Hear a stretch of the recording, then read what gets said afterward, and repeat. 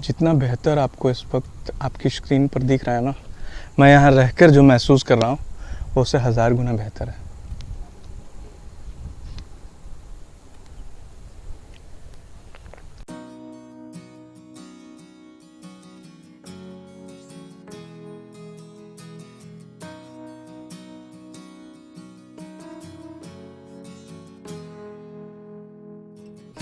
हम ऐसे समय में यहाँ हैं जिस वक्त रोशनी कम हो रही है और पता नहीं बहुत सारी चीज़ें हम कितना दिखा पाएंगे इस ब्लॉग में, और कई सारी चीज़ें मुझे लगता है रह भी जाएंगी।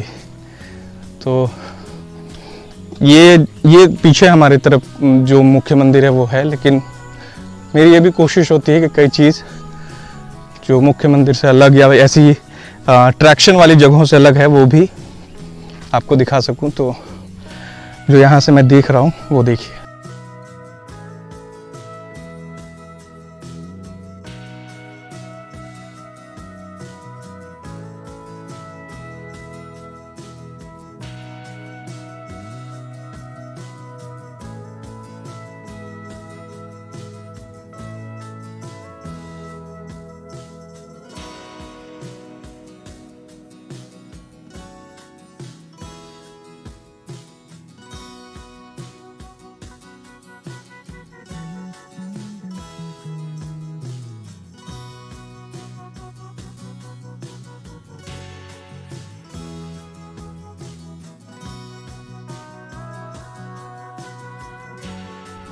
इस पहाड़ की सबसे अच्छी बात यह है कि आने के लिए कोई सीढ़ी वीढ़ी नहीं है, मतलब ऐसी कोई सेफ जगह नहीं है सीढ़ियाँ जिससे आप चढ़ के ऊपर आ जाएंगे।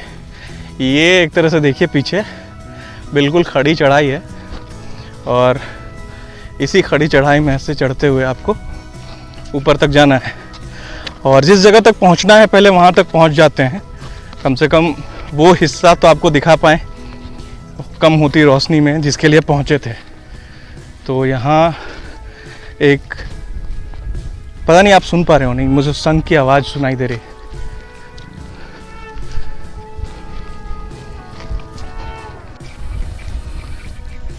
यहाँ मुझे इस वक्त 3-4 मंदिर नज़र आ रहे हैं। एक तो हो सकता है वो जो आप सामने देख रहे हैं वो घर है, एक यज्ञ का, ठीक कह रहा है संतोष, एक यज्ञ का इलाका है, एक हनुमान जी की विशाल प्रतिमा है, एक और मंदिर इस तरफ है। तो पहले इसी तरफ चला जाए।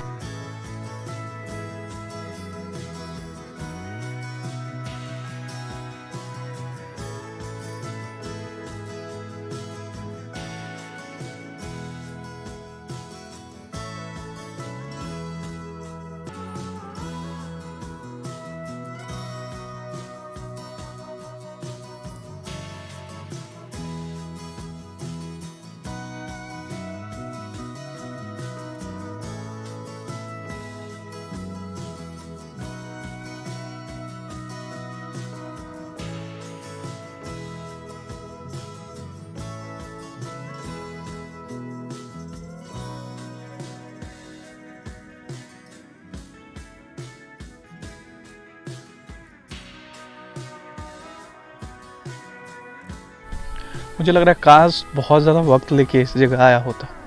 ऐसा इसलिए लग रहा है क्योंकि एक तो मंदिर और ऊपर से ये नज़ारा जो मुझे हमेशा इस तरफ ऐसी जगहों पर खींच लेता है। लेकिन इस वक्त शाम हो रही है और ये महसूस हो रहा है कि बहुत कम वक्त के लिए मैं यहाँ पे।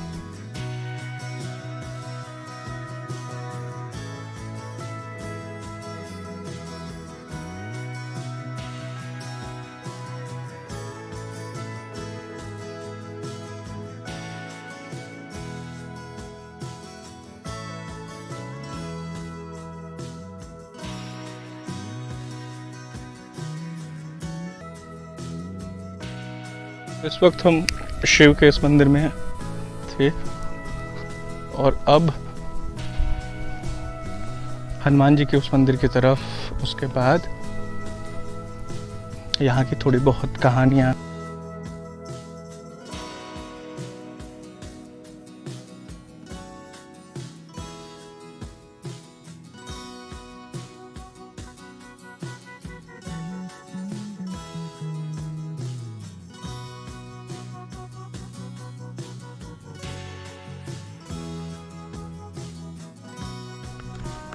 चंदनम पापनाशनम श्री लक्ष्मी सतुसर्वदायिनी चंदनम तम पापनाशनम आपदाहर्ते श्री लक्ष्मी सतुसर्वदायिनी चंदनम। तो इसका नाम शिवलोक धाम मरासिली पर्वत है। मरासिली जी। अच्छा। यहाँ पर वाल्मीकि जी आए थे। अच्छा। जो पहले तो ये रत्नाकर डाकू थे वो। हाँ। तो यहीं पर आ करके और राम का उल्टा जाप किए थे। अच्छा। मरा मरा मरा मरा किए थे। अच्छा। तो इसीलिए इसका नाम पड़ा मरा। अच्छा। और सिली मतलब होता है पर्वत पत्थर। हाँ, तो इसीलिए इसका नाम मरासिली पड़ा। अच्छा। तो शिवलोक धाम मरासिली पर्वत इसका पूरा नाम है। अच्छा। यहाँ के स्थानीय लोग बताते हैं कि ये विश्वकर्मा जी का बनाया हुआ है। अच्छा, भगवान विश्वकर्मा जी। और अंदर में शीतलता का अनुभव होता है, चाहे वो आप गर्मी आए, ठंडी तो ठंडी है ही, गर्मी में भी आप जेठ की दोपहर में भी आए तो वहाँ पर अंदर में शीतल ही रहता है। अच्छा। इसके बाद मंदिर के बाद यहाँ एक पंचमुखी हनुमान जी का मूर्ति है जो अभी मंदिर निर्माण चालू है। इसके बाद यहाँ पर एक शिव गंगा है। शिव गंगा जी। उसकी गहराई यहाँ के स्थानीय लोग बताते हैं कि इसकी गहराई इतनी है कि 7 खाट की रस्सी उस गड्ढे में डाला गया, लेकिन पता नहीं चला कि इसकी गहराई कितनी है। इसके बाद उसके आगे जब जाएंगे तो एक शिवलिंग आकार का अर्घा है। अच्छा। जी। उसकी गहराई लगभग 13 फीट है। अच्छा। जी। और इसके बाद जब उधर से बगल में जाएंगे तो नेत्र आकार का 3 गड्ढे हैं। यहाँ मांगने के बाद पूरा होता है। हाँ। और यहाँ स्थानीय लोग कई का नाम बताते हैं कि हाँ जो मांगा वो पूरा हुआ। हाँ। तो यहाँ पर और देखिए यहाँ पर शांति है। आप आए भी तो देखे यहाँ पर शांति है, और शांति वहीं होता है जहाँ भगवान होते हैं। और मान लीजिए कि जिस थाने में अगर दरोगा बैठा हो तो वहाँ सुनवाई जल्दी होती है।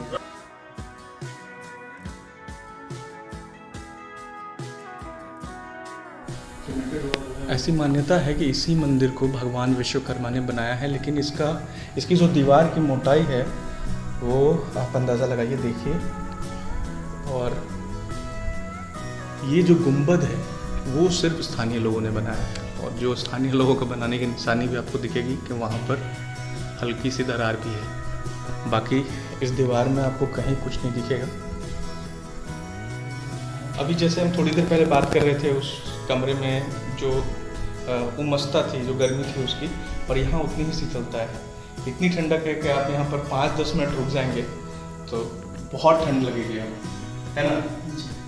कई कहानियाँ हैं कई तरह की, जब आप आएंगे तो कई और कहानियाँ सुनने को मिलेंगी।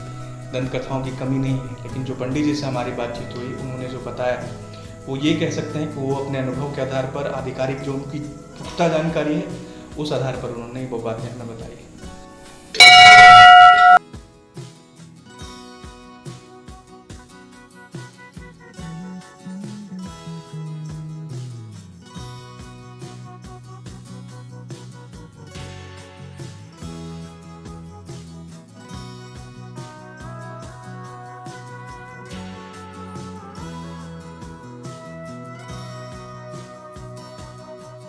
इतना बेहतर आपको इस वक्त आपकी स्क्रीन पर दिख रहा है ना, मैं यहाँ रहकर जो महसूस कर रहा हूँ वो उससे 1000 गुना बेहतर है।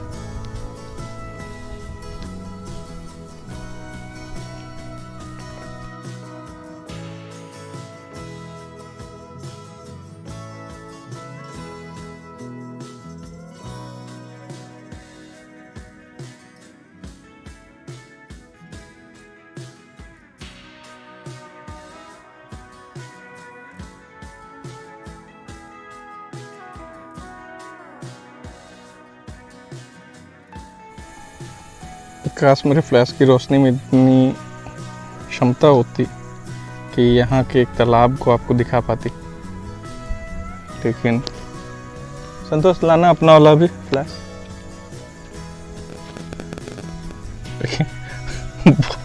दो फ्लैश भी मिलकर आपको ये छोटा सा तालाब नहीं दिखा पाएगी। हालांकि हम खुली आंखों से तालाब देख सकते हैं।